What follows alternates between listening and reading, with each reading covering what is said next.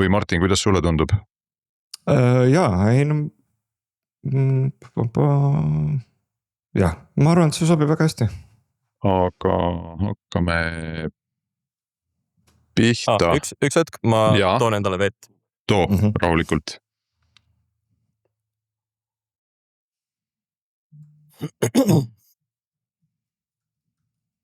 Okei. No nii. Olgu, ma üritan siis ka maha lugeda siit esimese sissejuhatuse.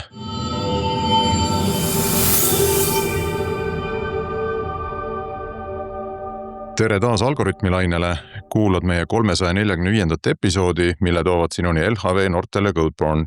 Mina olen Eerik Jõgi ja minuga on tänast episoodi vedamas Martin Kapp. Ja täna on meil külas Al William Tammsaar, kes on Soltera kaasasutaja. Kes mäletab hästi Algoritmi, siis episoodis 304 ehk millalgi selle aasta alguse poole oli meil külas teine Soltera kaasasutaja Stenver Järku, kes rääkis meile tollel hetkel, kuidas temal läheb OpenClaw kasutamine ja muude sarnaste tööriistade. Nüüd on AI mõistes väga-väga palju vettmerre voolanud ja on aeg uuesti see teema üles võtta ja kuna Al on samamoodi OpenClaw lainel aktiivselt, siis kuulame tema mõtet. Aga natuke taustaks, et Al räägi veidi endast ja räägi veidi ka Solterast, et kindlasti külalised kuulajad saavad eelmist episoodi kuulata 304, aga sinul on kindlasti oma vaade sellele ja on põnev kuulata ka seda nägemust. Jaa, et tervist, ma olen siis Al. Taustalt ma olen andmeteadlane ja tootejuht, Stenveri kaasasutaja, kes paranduseks on siin lausa 2 korda käinud. Minu meelest äkki ta rääkis esimene kord kursorist või AI-põhisest arendusest, aga see oli äkki juba aasta midagi tagasi. Tõsi, vabandust, minu libastumine.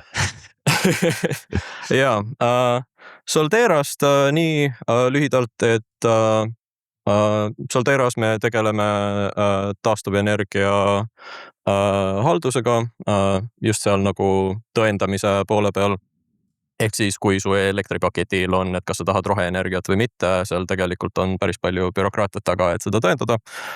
Solteras me teeme siis seda nii tootjate kui ka tarbijate poole peal, automatiseerime ja ühildame seda infrastruktuuri üle terve maailma. Iga kohalik riik siis oma toreda bürokraatia süsteemiga leiab tee meie süsteemi. Ja siin meil meeldib käia lihtsalt AI-st rääkimas, sest see on meile tugev südameasi. Me oleme Soltera algusest peale võtnud seda teemat tõsiselt ja ehitanud oma ettevõtte praktikad ja protsessid selle ümber, et mudelid lähevad üha paremaks, protsessid lähevad üha paremaks ja kogu aeg on vaja avastada ja uuendada ja asju ümber mõelda selle alusel. Väga põnev ja ma saan aru, et OpenClaw on teil üks nii-öelda kaastööline seal juures, et täiskohaga teeb Soltera jaoks tööd, jah? Jah, täiskohaga teeb tööd. Võib-olla siin natukene välja siis zoomides, et mis asi üldse on OpenClaw ja miks ta on hea ja mille joks ta praktikas kasulik on. Et eks paljud kuulajad on rohkem kursis Claude'i tööriistadega, ilmselt nagu Claude Code, Claude Cowork, taolised tooted. Claude Coworkiga sa saad juba enam-vähem lähemale sellele, et milles OpenClaw hea on, aga see lühike pitch on see, et kujuta ette, et sul on lõputult häkitav AI-agent, mis eksisteerib potentsiaalselt oma arvutis, oma failisüsteemiga, laseb oma tarkvara peale, kirjutab oma skripte, haldab oma konteksti, paneb asju kirja, töötab mitme voo peal. Sisuliselt, mingis mõttes natukene lähem toode siis sellele, kuidas ma kujutan ette, et lõpuks Agi peaks nagu välja nägema kunagi tulevikus. Ehk siis sul on mingi asi, mis on võimeline oma konteksti parandama, oma tööriiste parandama ja juurde tegema.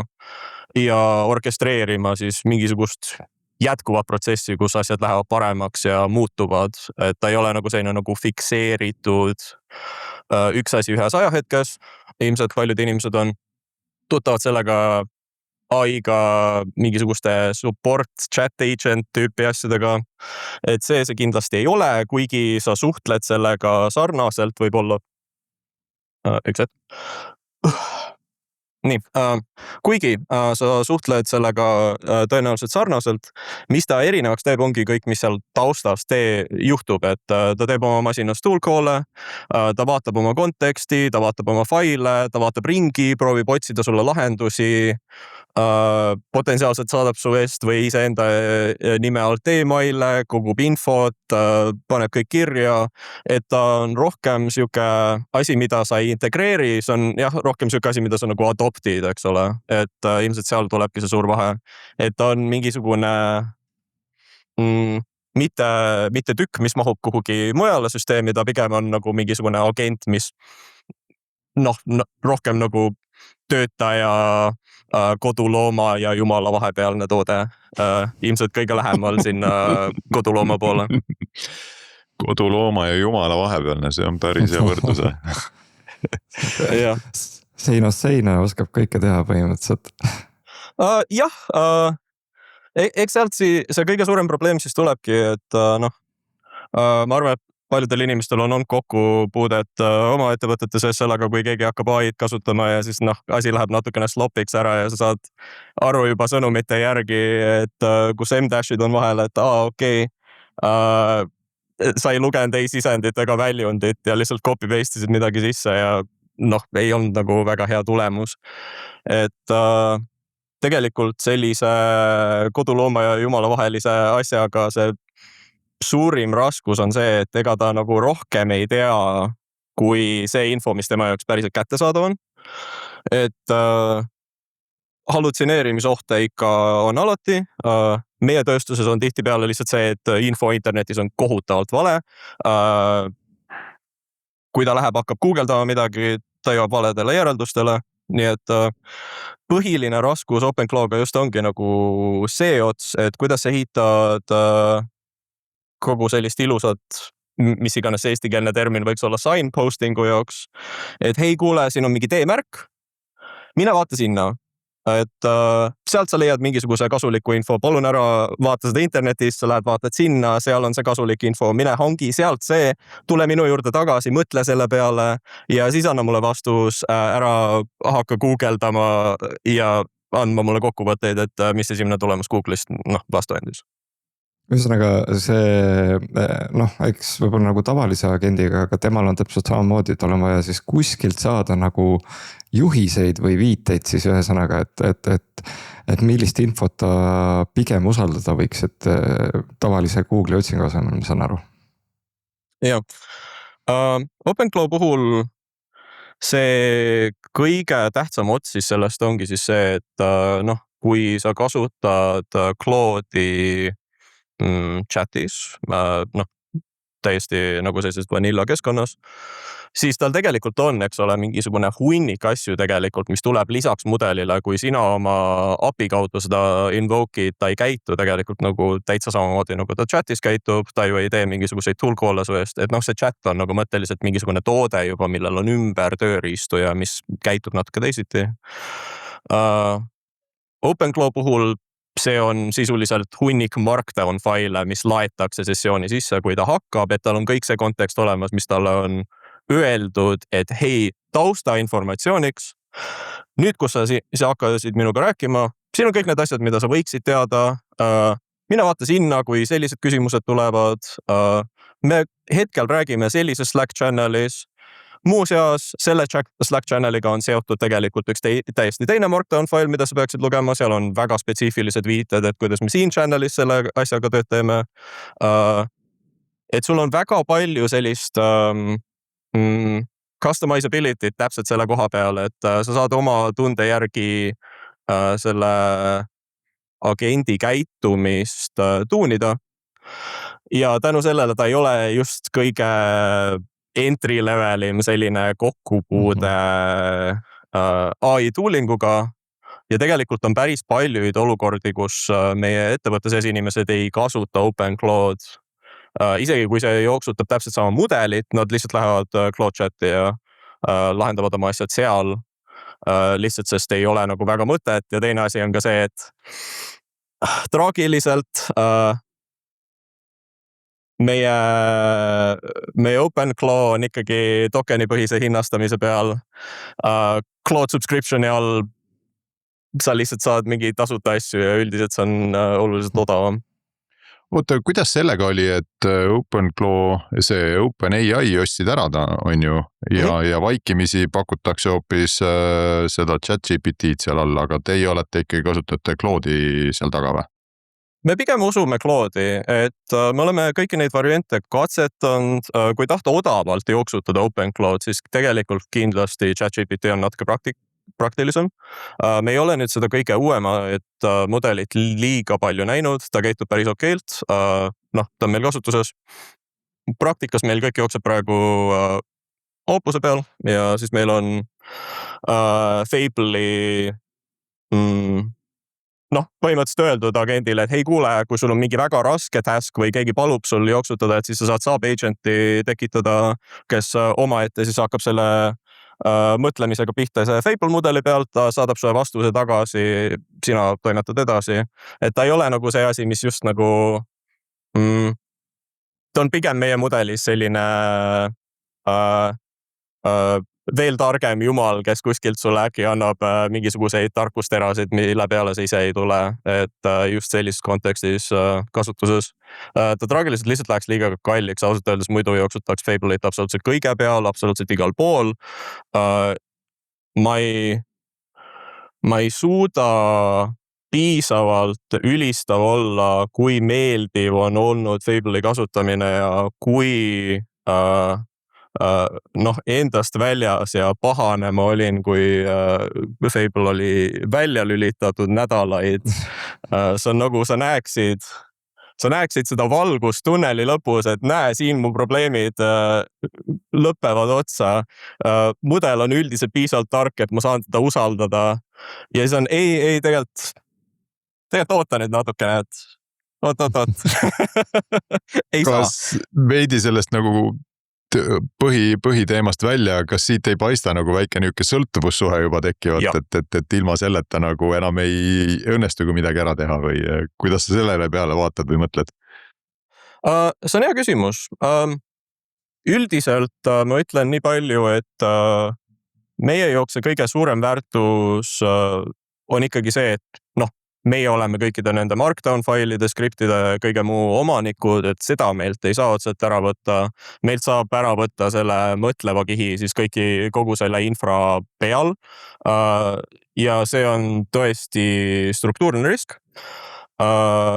Sellest peab ikkagi päris ausalt praegu mõtlema, et kas võib juhtuda selline päev, kus Claude lihtsalt lülitatakse välja Euroopa jaoks, sellepärast et mingisugune kaubandusstiil ei lähe hästi ja nüüd ei saagi enam.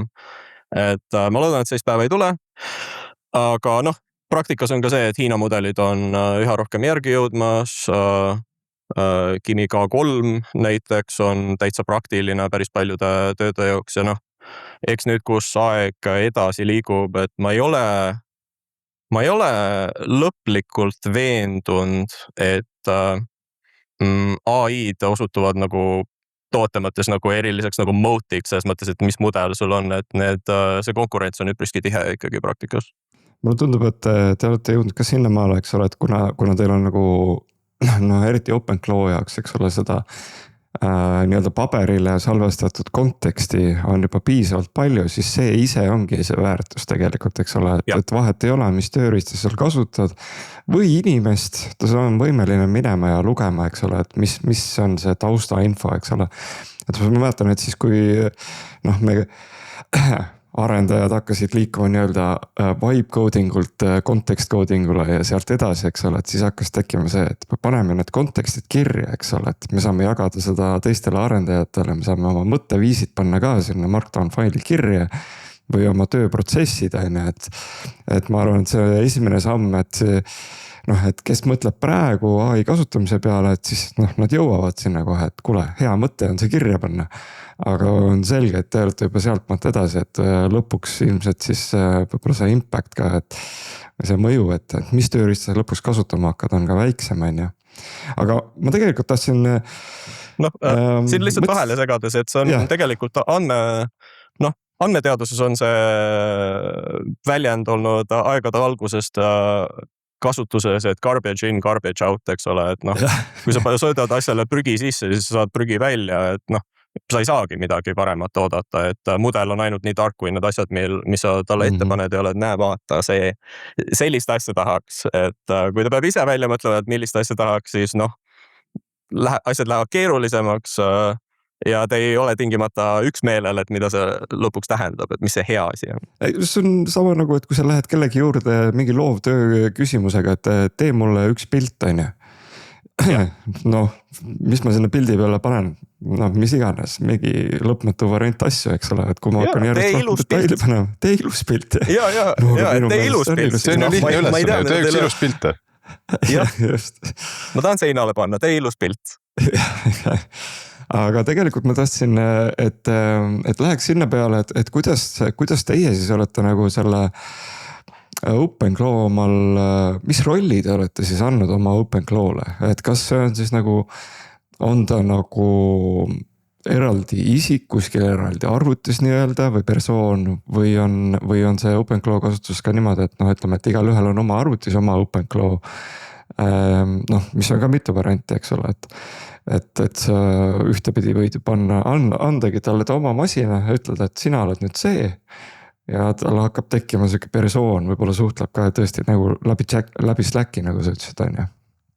Et mis see teie lähenemine oli? Meie lähenemine on sisuliselt see, et ta on igal inimesel meie ettevõttes on praktikas enda OpenClaw instants. Nendel on omavahel jagatud kontekstfailid, mis sisuliselt asuvad GitHubis, mida me haldame, rägastik Markdown faile, mida me haldame GitHubis, mida meie OpenClaw instantsid ise nagu viskavad update'e juurde, igaühiselt pullitakse kõik sisse ja siis, kui sul on ettevõtte spetsiifilisi probleeme või keegi lõpuks tegi natukene parema slaidide generaatori või midagi, et kõik sellised asjad lihtsalt lähevad läbi terve ettevõtte nagu igapäevaselt välja. Et see on üks osa sellest. Teine osa sellest on, OpenClaw tegelikult üks nendest suurimatest võludest on see, et ta on praktikas nagu, ta koosneb paarist asjast, aga see nagu tükk seal keskel on lihtsalt see, et kuidas see mudel sõnumeid kätte saab ja mis talle sellel mudelile sisse toidetakse. Et tal on üpriski palju integratsioone igasugustesse asjadesse, mille kaudu sa saaksid temaga suhelda kaasa arvatud email, seda varianti me ei kasuta. Meil on sisuliselt Slack. Iga OpenClaw instants saab ainult oma omanikuga rääkida, sissepoole tulles ja juhiseid anda. Ja ta saab lugeda igasuguseid asju, tal on oma kohalik kontekst, tal on oma kohalikud failid, tal on omad mingisugused eelistused, mida selle OpenClaw instantsi omanik on siis öelnud, et näe, kuule, see on mulle tähtis, palun käitu niimoodi tulevikus ja läheb kirja, järgmine kord käitub teisiti. Ja sellised asju me proovime üldiselt mitte nagu liiga palju iga inimese kohta nagu reverse ida, küll aga meil on ka selline nagu fleet management, kus meil on oma eraldi repo veel OpenClaw instantsid administratimiseks, et hei kuule, siin on kuidas sa ligi saad, siin on mis asjad tähtsad on, siin on meie mingisugune 700-realine to-do list, et kui sa teed auditi läbi masina, et mida vaadata, et kas see võiks katki olla, kui midagi valesti läheb. OpenClaw on üpriski selline nagu maintenance heavy toode, aga tore asi on see, et OpenClaw, kui sa saad aru, mida ta teeb, on võimeline tegema seda maintenance'i ise ära lihtsalt, sa pead aru saama, mida ta teeb, sest muidu on tulemus nagu ikka vibe code'imise või sellisega on, et tulemus on slop, sa ei lugenud, sa ei näinud, sa ei mõelnud selle peale garbage in, garbage out, saad midagi, tee mulle ilus pilt ja siis lähevad asjad imelikuks. Aga jah, me proovime ikkagi kvaliteeti hoida ja meil on paar erinevat mehhanismi siis selle tegemiseks, aga peamiselt ongi siis see, et me haldame neid kontekstifaile, meil on protsessid, kuidas parandada masinaid, kuidas neid putitada ja uusi käitumisi tutvustada üle terve fleeti ja siis meil on ühised kontekstfailid, mille terve töö ongi siis see, et palun ära mine guugeldama.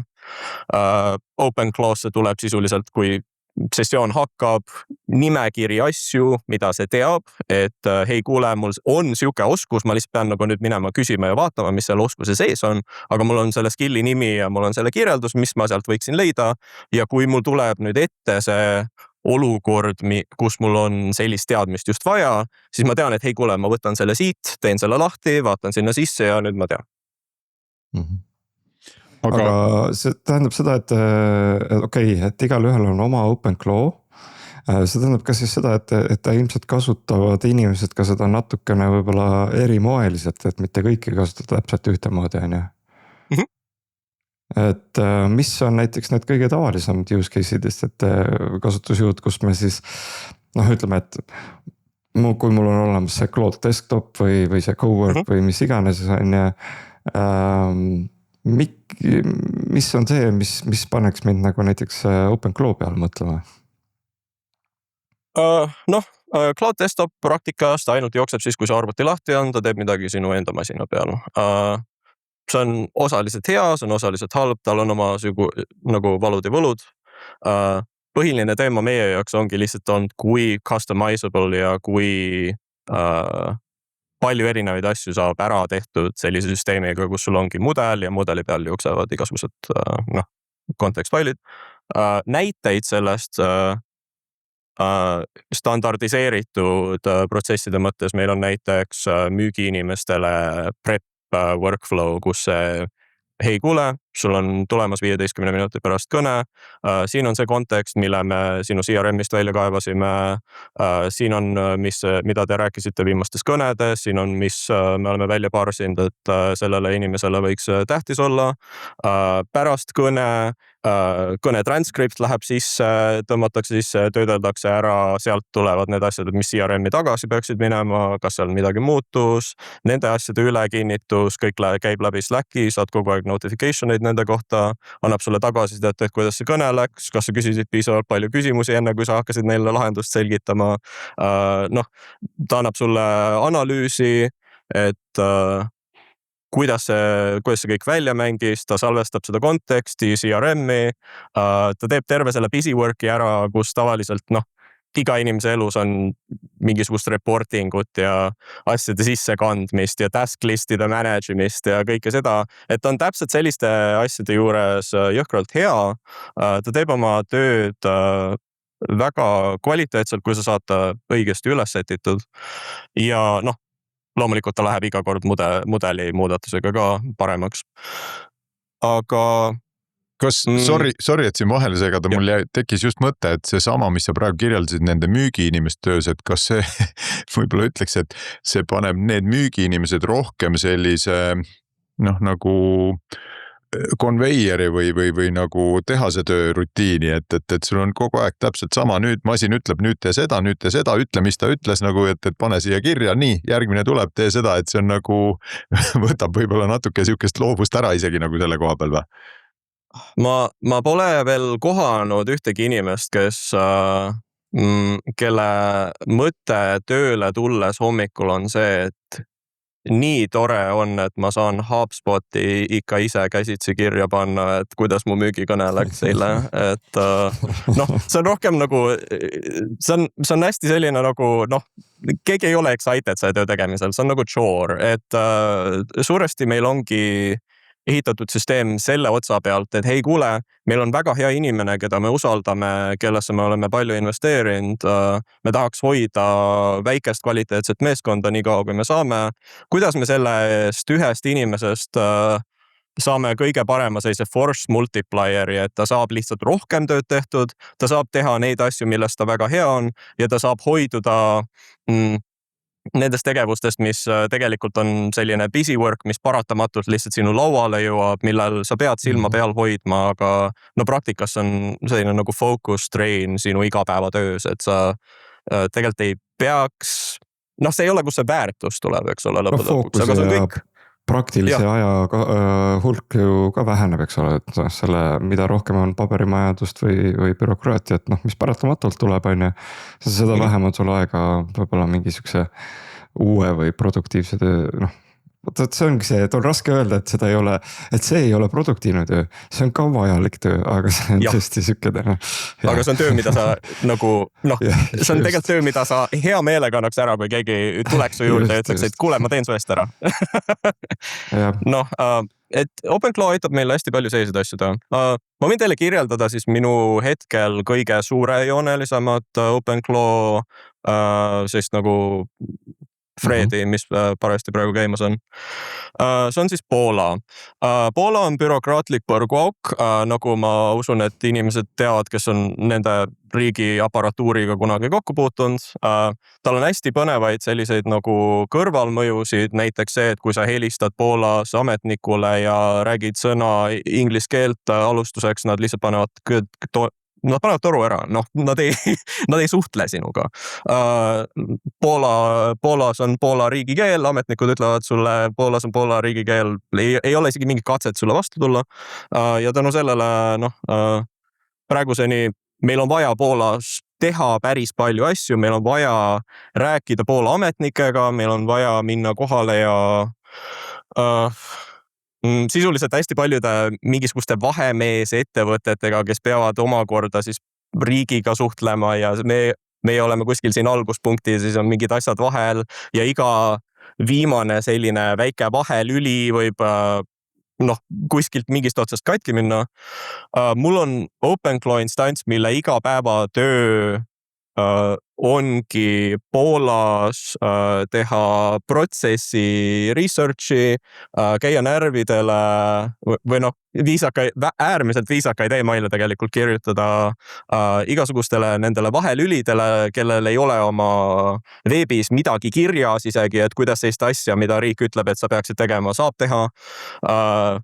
Mul on vaja nende inimesteni jõuda, mul on vaja, et keegi mulle lõpuks emailile vastaks ja see üldiselt lihtsalt tähendabki väga kannatlikku mängu. See tähendab lihtsalt, noh, saada järgmine email, saada järgmine follow-up, proovi veel viisakam olla, proovi teise nurga alt.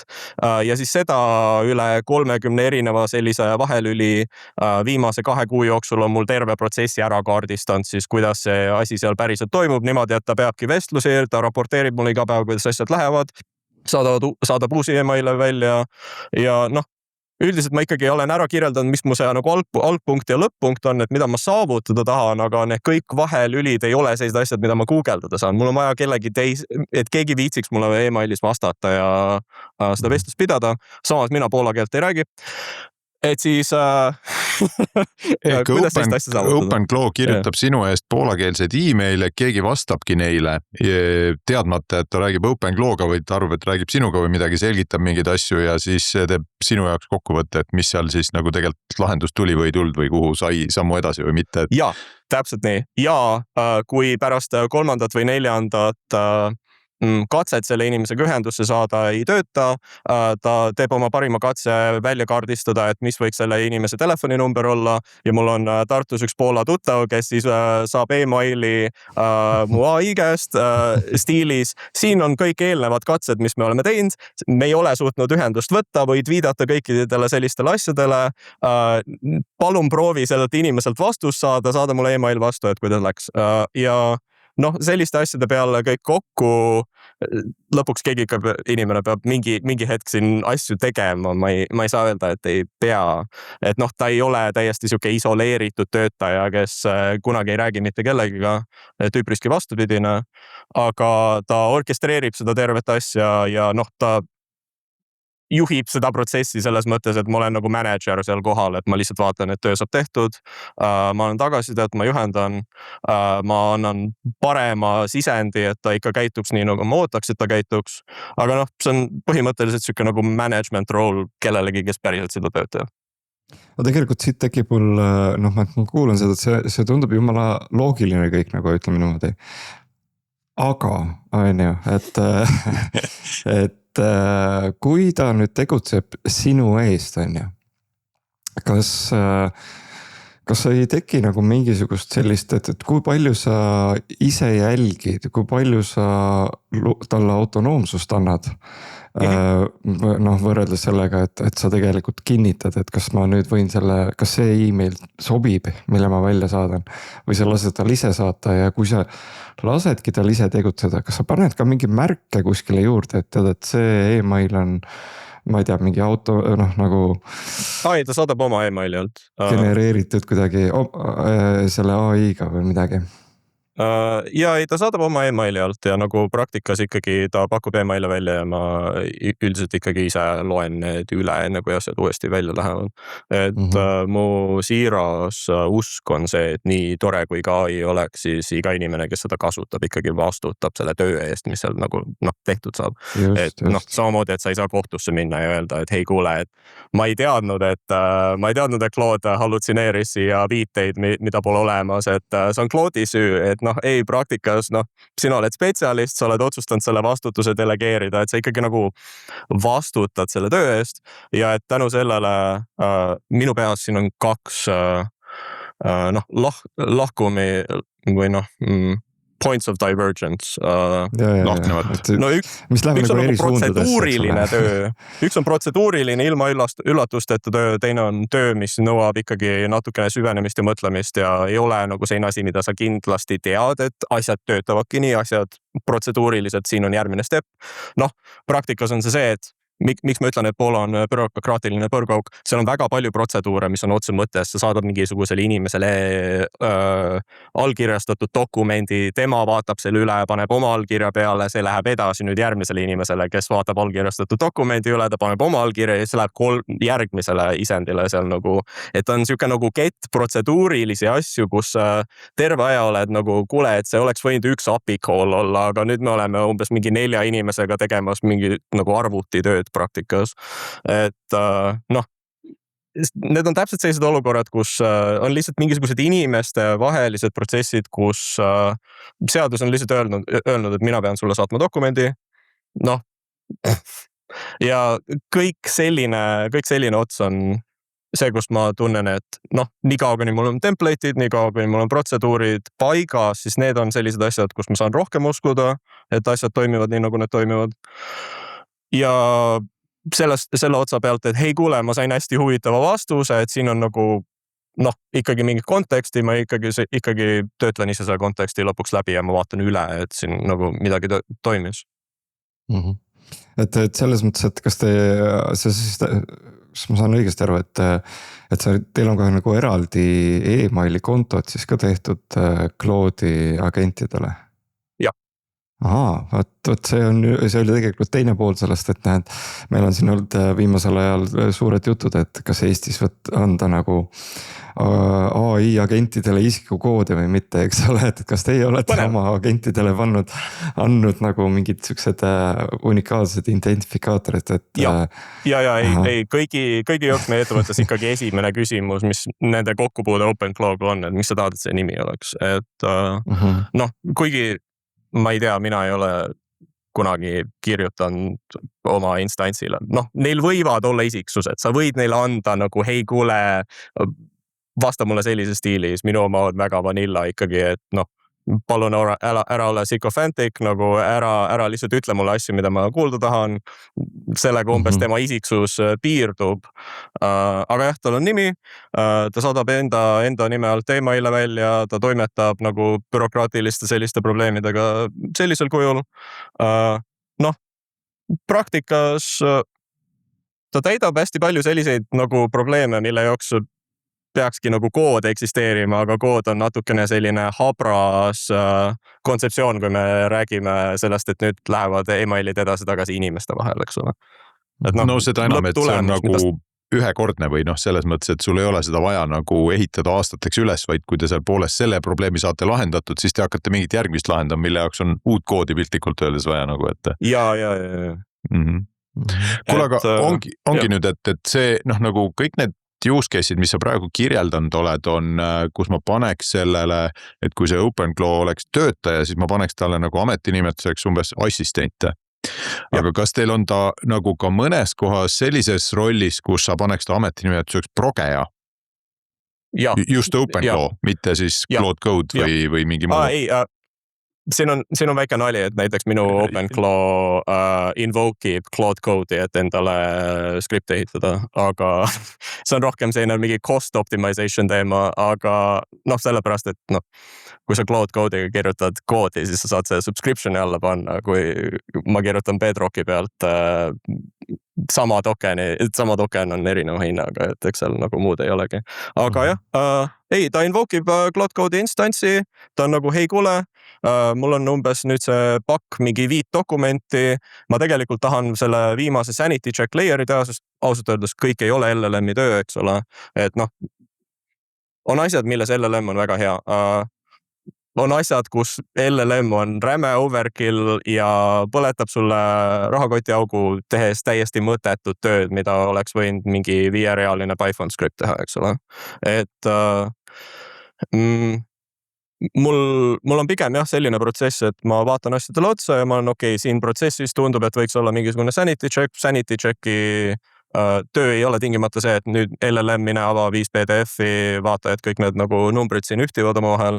Pigem on see, et see on standardiseeritud dokument, palun kirjutada mulle skript, kus sa toidadki talle need 5 PDF-i sisse, skript vaatab üle, järgmine kord nüüd, kui sul on täpselt seda sama tööd vaja teha, sa invoke'id selle skripti selle asemel, et sa hakkaksid ise seda sanity check'i tegema ja tänu sellele mul on eemaldatud sellest automatiseeritud protsessist mul on eemaldatud see risk, et see LLM satub segadusse, tehes väga basic asju. Me saame ikkagi usaldada koodi päris mitmes kohas, ma arvan, rohkem kui LLM-i, ta on odavam kui LLM, ta on kiirem ja praktilisem kui LLM. LLM ei ole igale probleemile samasugune vastus. Aga selle otsuse, et kasutame siin seda skripti, selle teed ju sina, on ju, seda ei suuda ei OpenClaw, mis iganes LLM teha, et teeme siin skripti, et tema on ikkagi see haamer, millega kõike naelu ta ise üritab lahendada. See on osaliselt tõsi. Teema on siis selles, et sa saad talle ikkagi konteksti ka anda, et hei kuule, et mis asi on, mis on sinu tööriistad, et kus see nagu haamer ja kirves ja mis sul kõik olemas on. Vanilla seisundis ta ongi ainult haamer, eks ole. Et sa pead talle ütlema, et hei kuule, võivad tekkida olukorrad, kus sul on vaja dokumente näiteks võrrelda. Siin on meie standardne protseduur, mida sellistes olukordades teha. Lähed vaatad sisse, step 1, kirjelda oma probleeme ära, step 2, mine viska Claude Code'ile ilus prompt, step 3, oota, et see ära jookseks, vaata testid üle ja proovi jooksutada ja sanity check ise ka veel üle. Ja hei, nüüd sa saad selle üle 100 dokumendi teha ilma, et sa peaksid, igat dokumenti nüüd LLM-i sisse toitma kogu selle seotud tokeni kuluga. Sinna juurde ongi, jõuame lõpuks sinna looni välja, kuidas me 3 inboxi kontrollides kulutasime 12 000 eurot ühe kuuga. Nimelt, see oli umbes äkki kuu aega jooksev kuu, siis kui Stenor esimest korda OpenClaw'st tuli rääkima.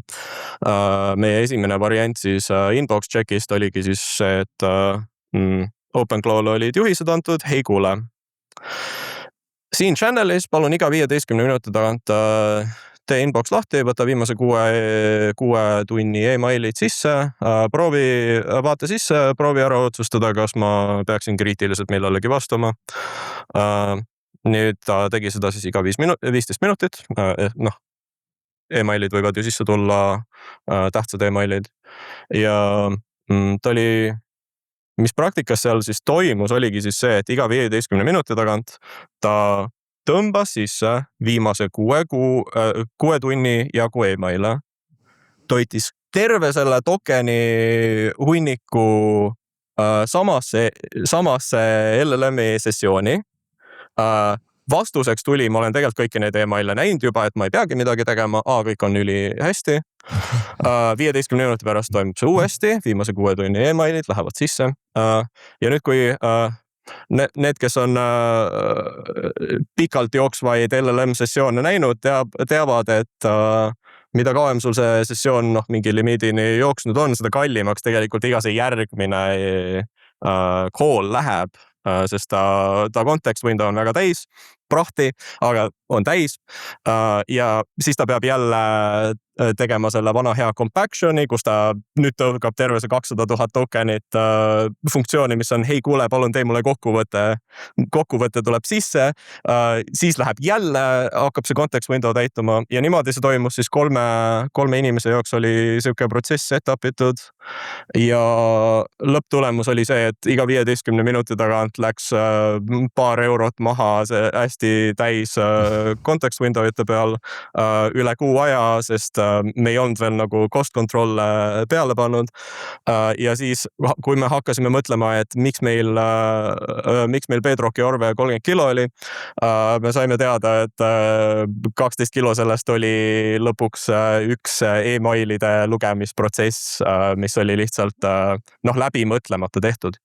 Ja seal ma just tahangi täpselt selle pointini jõuda, see on ebapraktiline, see ei ole mõistlik kasutus LLM-i tsüklite jaoks, aga samas, kui sul oleks lihtsalt Python skript ees, mis on hei kuule, ma tõmban emailid sisse, ma panen selle Fred ID umbes kuhugi JSONisse kirja, ma olen selle näinud, ma saadan selle isoleeritud LLM instantsi, kes ei ole ühtegi muud emaili näinud, sest tal ei ole vaja teada minu viimase 3 nädala emailide nagu sisu.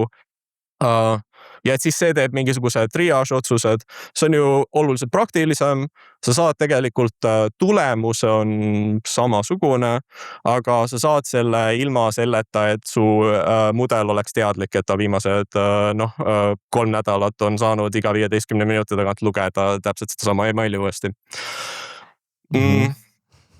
Ja tuletab just meelde, see terve teema seal ongi. See terve teema ongi siis see, et ega OpenClaw, kui tal paluti, et hei kuule, pane mulle selline protsess püsti, ega tema ei teadnud, et see nii kalliks läheb. Et kes seda nagu ikkagi teadma peab, seda peaks teadma sina, aga seda on keeruline märgata niimoodi. Aga sellest me saime õpitud ja nüüd meil on toredalt meie agents.md markdown failis mitu rida dedicated teksti, et hei kuule, kui sa hakkad kunagi sellist asja üles panema, mis on nagu korduv protsess, siin on kuidas sa sellest mõtlema peaksid. On selline asi olemas nagu heartbeat, mis on sama sessiooni sees mitu korda natukene ebatäpselt või inconsistently lihtsalt tekitab mingisuguse nagu uue prompti, viskab sisse, teeb midagi. On OpenClaw sisene cron, mille juhised lähevad otse LLM-ile ja siis on lõpuks ikkagi vana hea süsteemi cron, kus esimese asjana sul ei pea jooksma LLM, sul võib joosta näiteks Python skript, mis mõtleb seal algusfaasis välja, et kas ma tegelikult üldse peaksin midagi tegema selle infoga, mis ma just sisse sain. Et see on meie LLM-idele ära selgitatud, see on lihtsalt paar rida seal sees, et hei kuule, kui sa uuesti sellist olukorda näed, kui keegi palub sult panna korduva protsessi püsti, siin on kuidas käituda, siin on mida see tähendab, siin on meie eelistused ja meil ei ole sellist olukordi enam tekkinud sellest ajast saadik, kui me selle kirja panime.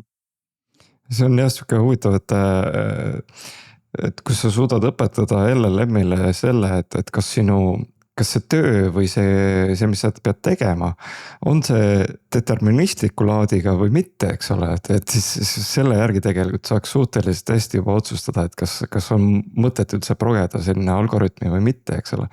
Et kui meil tõesti on see, et ma annan dokumendi, mul pole õrna aimu, mis seal sees on või mis sealt välja tuleb, ilmselt ma ei taha seda progeda, on ju. Aga see, et kas see emaili server vastab mulle, et olen näinud, on uus kiri, on vaja parsida, on vähe lihtsam, eks ole. Et aga see eelis, kui sa kõik oma tööd teed läbi selliste asjade, ongi see, et sa saad lõpuks nagu tööajalu või sa saad kõik see vestluste logi ja praktikas on kõik siuke tore text input, kus sa saad ühele OpenClaw sessioonile nüüd öelda, hei kuule, vaata mu viimase 2 nädala vestlused üle, proovisin nagu teha natuke süsteemsemat analüüsi, et mis on sellised korduvad protsessid, mida me teeme siin kogu aeg, kas siin saab seda protsessi kuidagi parandada. Fable'i stiilis head mudelid tulevad selliste asjadega üllatavalt hästi juba toime, nad oskavad mõelda kriitiliselt ja olla, et hei kuule, et siin see vastab sellele kirjeldusele. Et just sealt selle otsa pealt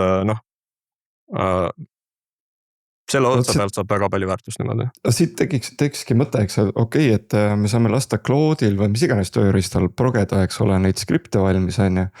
Aga see, et kes see mõtlev mudel või see peamudel, see siis ikkagi peab olema ka piisavalt hea, eks ole, et ma ei, ilmselt Sonnet võib-olla jääks nagu lahjaks, Opus on juba parem, on ju. Et siis seda peab ilmselt arvestama, eks ole, et need mudelid ikkagi peaks olema päris head, mis see ajuna nii-öelda töötavad. Jah, mida parem mudel, seda parem ikkagi, nagu eks ikka mudelite vahel on ka muidugi see, et meie kõik toredad kontekstifailid, et kuidas sa peaksid käituma ühe mudeli jooks, need töötavad täpselt nii, nagu need peaksid, kui me järgmise mudeli peale vahetame, vahest on natukene teistsuguseid käitumisi, ootamatuid käitumisi, et eks seda kõike peab monitoorima. Aga jah, üle aja selline lähenemine lihtsalt lähebki praktikas paremaks, et me näeme, et me oleme tegelikult selle terve protsessi alguses, et ma pean olema väga aus, et OpenClaw on rämedalt toores toode.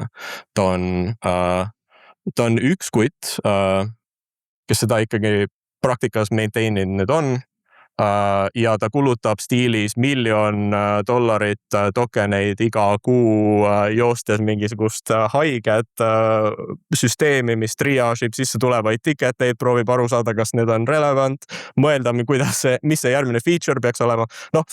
Praktikas päris palju sellest on ikkagi siuke mul ei ole tegelikult paremat terminit kui lihtsalt kohutav, et nagu ajalooliselt on ikkagi, me olime 3 nädalat selle variandi peale, et meil oli OpenClaw auto-update idel. Ta iga kord, kui uus stable release välja tuli, iga kord upgrade'is ja siis me avastasime Stenveriga, et me mõlemad veedame iga päev nüüd 2,5 tundi eelmise update'i probleeme lahendades, sellepärast, et midagi kuskil lendas õhku ja nüüd tuleb välja, et asjad ei tööta enam üldse nii, nagu need peaksid. Me lõpetasime see mingi hetk ära ja panime ikkagi protsessi püsti, et hei kuule, siin on mingisugune, palun mine vaata changelog'id üle, palun proovi leida, mis kõige stable'im asi on, vaata, kus config'e on tutvustatud, vaata, mis meie config'id on, mõtle nende config change'ide peale, et mis siit päriselt tulema peaks, enne kui meil tervet seda süsteemi polnud.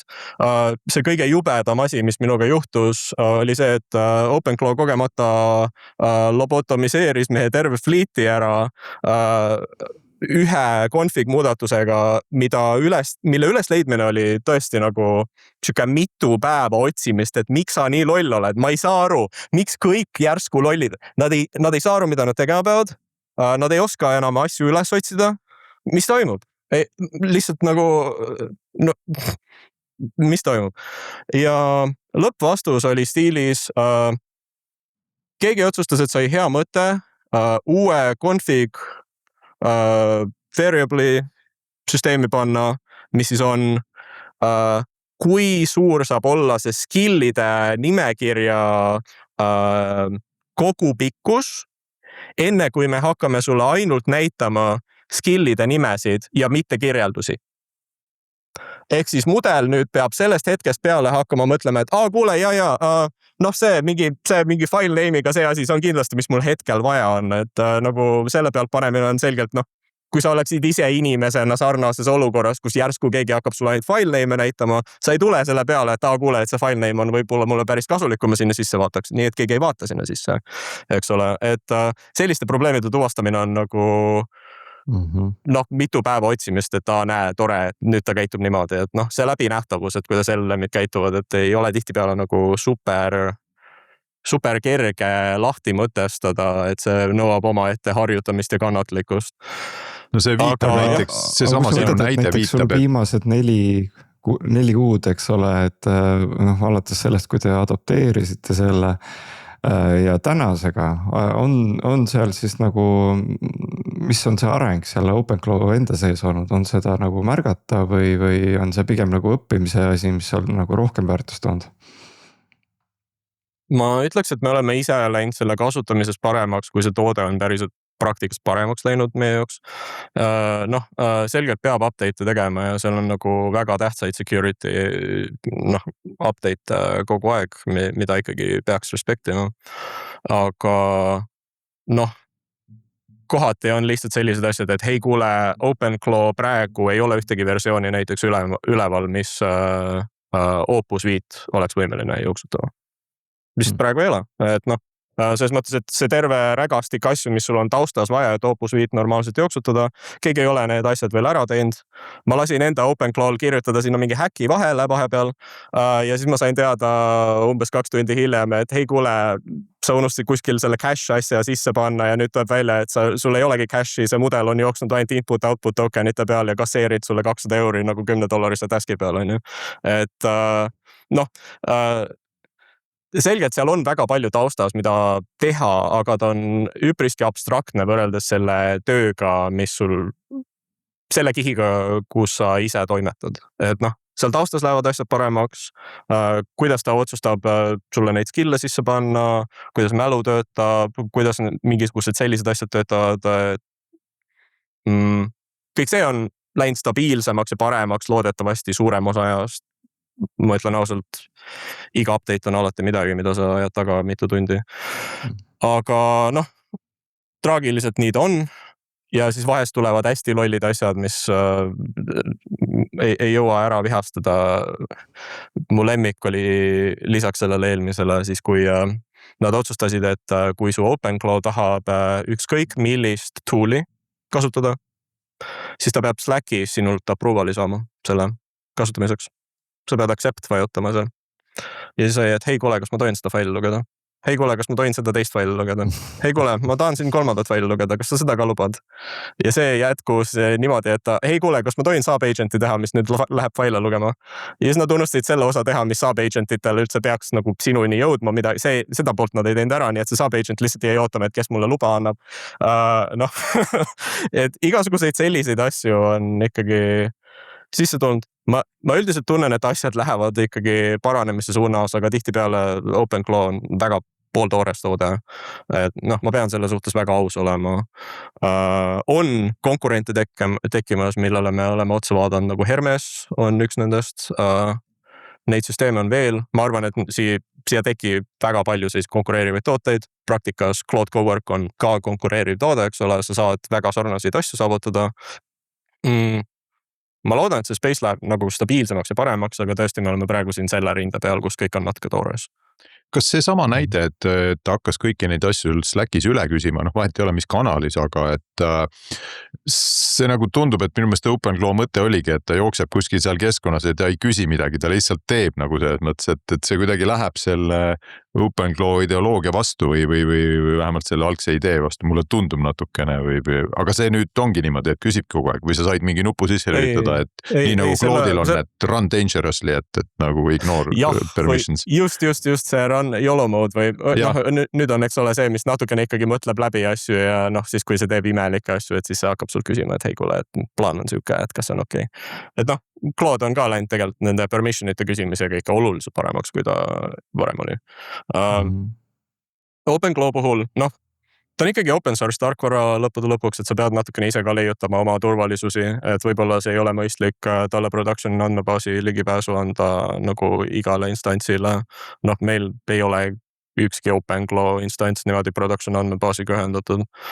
Et no on mingisuguseid asju, mida sa ikkagi ei tee lihtsalt sellepärast, et kui sealt midagi halba juhtub, sa ei suuda seda kellelegi enam ära õigustada, et kuule, et noh, ma ei tea, kas te olete näinud seda lugu, kuidas see oligi vist Claude Code, kes kellegi terve production andmebaasi lihtsalt ära kustutas, sellepärast et instants läks paanikasse, proovis mõelda ja siis tõi nagu, sorry, ma kustutasin su terve production andmebaasi ära.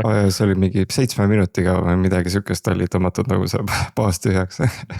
Midagi sellist ja siis ma nagu mõtlen, et noh, et mis seal nagu, et kui slopp sa pidid olema, et sinna seisu jõuda, et küll rääkis, et ja, et see oli paratamatu, et selline asi juhtub, see oli paratamatu, et selline asi juhtub ja nagu noh. Et jah, tahaks teada, mis see prompt seal ees oli nagu see, et mõtles, et sinna jõudis ja. Ja täpselt, et no, et mida sa või noh, kui vähe nagu sa tegelikult ikkagi läbi mõtlesid, et mis asjadele sa ligipääsu annad oma instantsile, et kuidas sa seda enda peas ära õigustad, et kuule, et noh, okei, et vahet pole, mis no, approval'iteks, aga nagu kui sa kirjutad lihtsalt Claude Code'is koodi, siis noh, äkki sul ei tohiks olla production write access'i nagu selle sama instantsi peal, mis stage'i nagu, mis sul localis nagu koodi kirjutab, noh. See minu meelest see ongi nagu tänapäeval ma tunnen nagu ise, et vaadates, mis arendajad teevad, eks ole, ja mida teevad AI agendid, eks ole, et on see, et kus on see balanss selle vahel, et millised õigused, kui palju sa lased tal ise teha ja kui palju sa tahad teda kontrollida, sellepärast et noh, ütleme niimoodi, et noh, mul on enamus asju on mul ütleme minu paroolihalduris on kuskil mul mingid asjad kirjas, on ju. Ma saaks teooriast nagu terminali kaudu lasta tal sealt mingisuguseid asju võtta, on ju. Okei. Kas ma tahan, et ta kõiki asju sealt võtaks? No tõenäoliselt mitte, on ju. Et siis noh, et aga samas ma ju tegelikult tahan, et ta ei tüütaks mind. Mõned asjad on nii lihtsad, et ta võiks need ise ära teha, aga selleks on tavaliselt paroole vaja, on ju. Et siis hakkab nagu tekkima see, et nii, aga nagu kus või mida ma talle annan ligi, eks ole. Et sama on tegelikult, et jah, et mõnikord, okei, mul õnneks ei ole siin toodangu andmebaasi ligipääse, sellepärast ma ei pea kartma, on ju, aga võib-olla mõnel on. Ja eriti veel siis, kui sa ise ei taipa, et sul on. No, et siis sa annad selle autonoomsuse, et uuri välja, et no katsu saada nii kaugele, kui sa saad, on ju. Ja siis tulebki välja, et mul on tegelikult ligipääs sinna, et mis me nüüd kõik teha saame, on ju. Et see on siuke, mulle tundub ikka siuke väga meeletu heitlus praegu, et kus maalt see piir tõmmata, et mida lasta nagu selle AI teha ja mida mitte, et mis see risk on, on ju. See on sügav küsimus, millele mul on 0 head vastust praegu. Aga kahju, sellepärast ma lootsin just saada mingisugust sukest. Ei, meil on sisemiselt väga palju diskussioone selle teemal ja eks me oleme seda üle aja parandanud ka. Me täiesti ideaalse vastuseni ei ole jõudnud. Selgelt lõppvastus peaks ikkagi olema see, et no mingid asjad peaksid eksisteerima puhtalt nagu mingi plaanide approval tasemel, eks ole, et hei kuule, et ma tahan teha neid koole, sul on mingi muu neutraalne asi, mis validate'ib ära, et hei kuule, kas need koolid võiksid nagu ohtlikud olla, mis siin nagu toimub, kuidas nendest mõelda, loed ise inimesena üle, siis saad approval'i, siis tuleb API key, siis midagi juhtub. Noh, ideaalselt asjad võiksid niimoodi toimida mingisugusest teatud astmest kaugemal. Kas selle jaoks on praegu head toolingut, me ei ole sellist asja üles veel leidnud. Mul on siuke tunne, et meie selle AI-ga siuke interaktsioonide vahele me peaks panema veel eraldi AI, kes on psühholoogi profiiliga, kes üritab aru saada, millal sa tahaksid seda approval'it anda ja millal sa tahaksid, millal sa oled nõus nagu tal autonoomselt tegutsema. Et nagu aru saada, et mis on see vahe, eks ole, et kas see on lihtsalt see, et ma tahan nagu teada sellest või see kirjuta on see, et ma päriselt tahan nagu. Just, et. I mean, noh, kuidas me praegu oma production arendust mõtestame, ongi, noh, inimesed tulevad üldse väga hilja selles protsessis üldse mängu code review tasemel, et noh, ma arvan, et ma loodaks, et nüüdseks paljudel kuulajatel on ka ikkagi mingi selline süsteem, kus sul on mingisugused code review AI-d, mis omakorda veel loevad koodi üle, annavad tagasisidet ja siis sinu see local instance, kellel on nüüd kõik see kontekst, et mida ta just arendas, vaatab selle üle, proovib mõtestada, et hei kuule, kas on üldse valid tagasiside, need omavahel vaidlevad ära. Meil on selliseid code review, neid erinevaid instantse 3 tükki. Sisuliselt kõik annavad oma erineva nurga alt tagasisidet. Jätkuvalt, minu meelest meie originaalne soovitus ei pääs jätkuvalt annab kõige paremaid tulemusi meie jaoks. Aga neid on mitu tükki ja kõik omavahel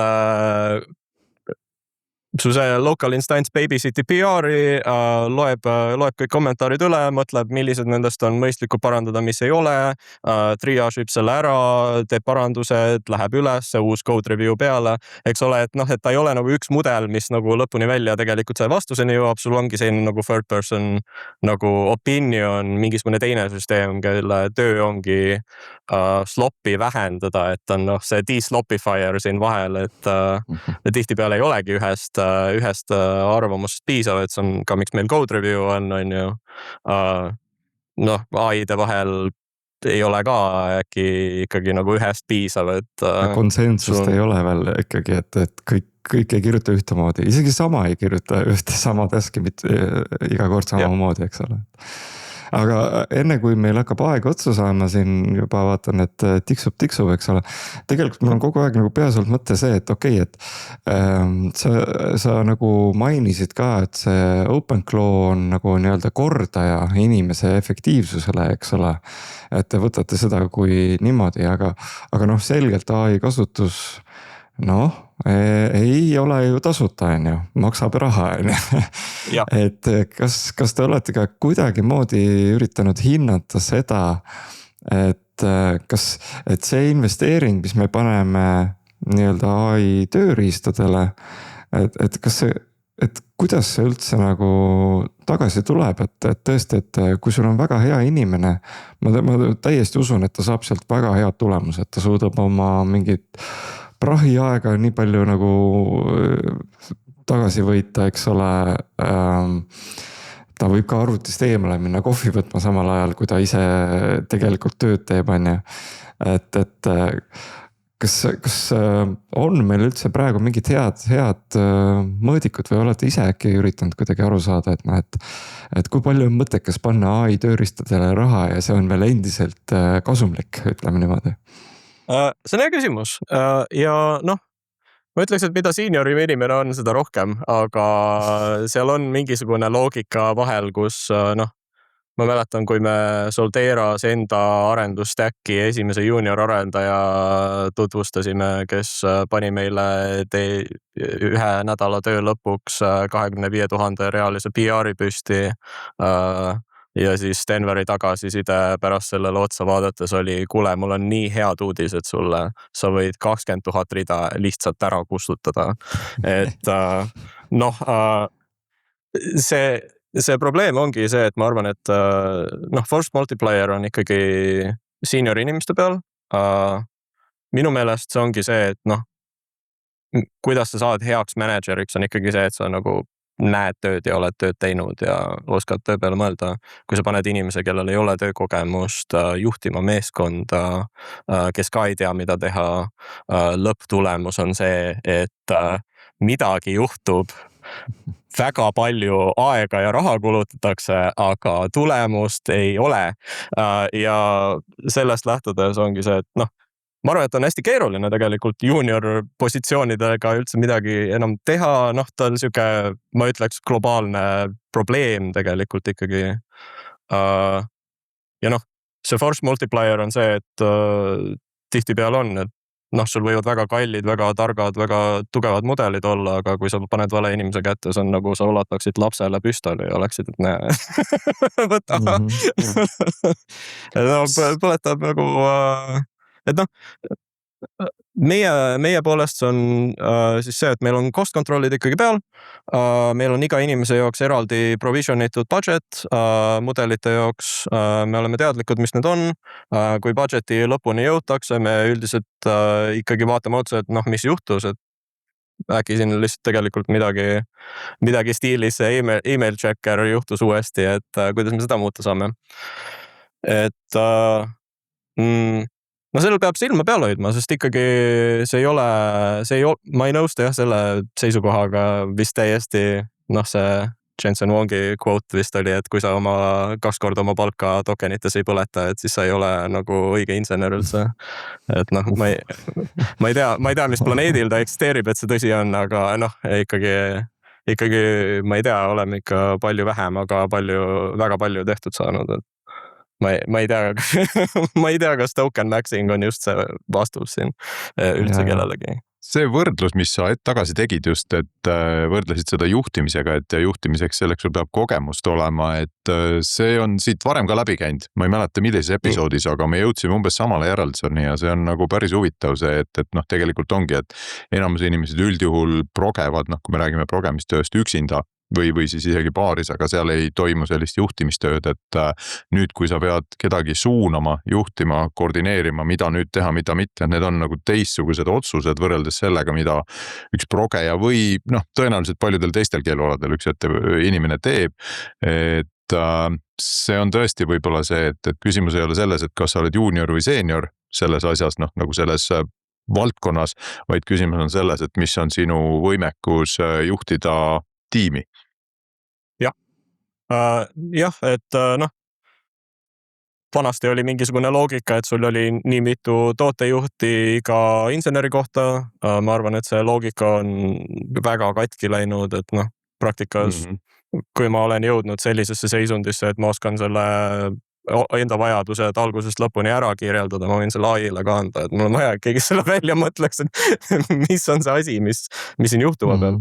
Et see võimalus lihtsalt jõuda sinna kohta, et see võimalus olla nagu näinud kõike seda siin selles ulatuses, et sa teaksid seda kirjeldada. Ma arvan, et see on keeruline. See on väga keeruline. Siin on tegelikult tuleb ikkagi, ma näen nagu töö juures ka, et isegi mõnikord nagu seeniorite tehtud koodi juures on ikkagi see, et kui sa nagu ei vaata seda üle, siis on oht päris suur, on ju, et ja ma ikkagi korduvalt nagu leian, et AI on väga võimekas, väga hea kirjanik, aga ta ei oska ikkagi ise mõelda, et on nagu väga palju kohti, kus on see, et kui sa nüüd mõtled natukene nagu ühe sammu edasi inimese peaga, sa saad aru, et tead, palju sellest asja ei ole üldse ei olnud vaja genereerida praegu, eks ole.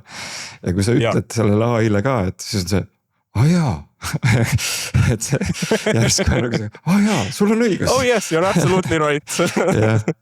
et ikkagi see on see koht, mida saab kahjuks ainult kogemusega nagu ja oma inimese peaga hetkel veel nagu seda tulemust nagu lõpuks kätte. Et juunioridel on raske, aga kuidagi peavad õppima. Just. Kuulge, ma arvan, et see on sobiv tõdemus, millega joon alla tõmmata. Tänud sulle selle väga mõnusa ja hästi tasakaalus sissevaate eest sellest, mida teete, et tahad sa ise midagi lõpetuseks veel öelda, et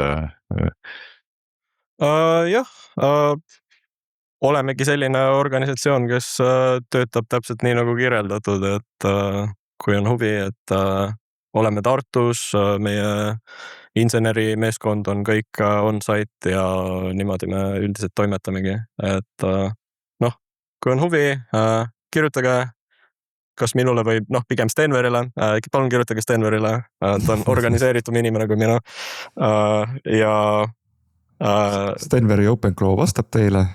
Stenveri OpenClaw vastab teile pärast, kui ta on transkripti üle lugenud ja siis Stenver ka seda näeb ja siis ta mõtleb ja annab ka äkki inimese poolt vastus. Väga lahe, sellega lõpetame, tänud kõigile ja järgmine episood juba järgmisel nädalal. Tänud Martin, tänud Älle. Ja, kõik head!